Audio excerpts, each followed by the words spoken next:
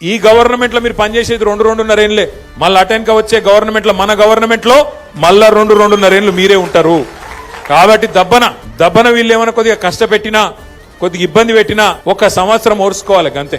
అటెన్క ఏముండదు, వీళ్ళది అటెన్క ఏముండదు. మీకు వచ్చే పైసలు ఎట్లాగొస్తాయి? గ్రామ పంచాయతీకి రావాల్సిన డబ్బులు కేంద్ర ప్రభుత్వం నుంచి రాష్ట్ర ప్రభుత్వం నుంచి మీ హక్కుగా రావాల్సిన పైసలు, ఫైనాన్స్ కమిషన్ ద్వారా రావాల్సిన పైసలు ఎవడు ఆపలేడు.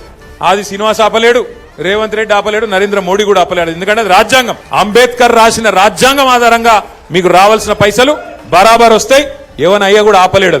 కానీ ఏమన్నా ఇట్లనే ఆడనో ఈడనో బెదిరించే ప్రయత్నం చేస్తారు. చాలా లంగలు కాంగ్రెస్ వాళ్ళు.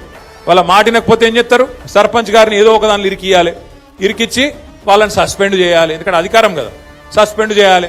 సస్పెండ్ చేసి ఉప సర్పంచ్ వాళ్ళ మనిషిని పెట్టుకోవాలి, వాళ్ళకు బాధ్యత ఇవ్వాలని చెప్పి లంగ కథలు చేస్తారు.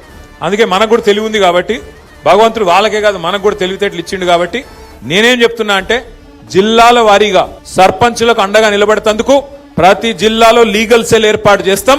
ఎక్కడ ఎవడన్నా మిమ్మల్ని సస్పెండ్ చేసే ప్రయత్నం చేస్తే, ఎక్కడ చిన్న సమస్య వచ్చినా సర్పంచ్ గాని ఉప సర్పంచ్ గాని వెంటనే ఇక్కడ లీగల్ సెల్ యాక్టివేట్ చేయాలి, వెంటనే కోర్టుకు పోవాలి.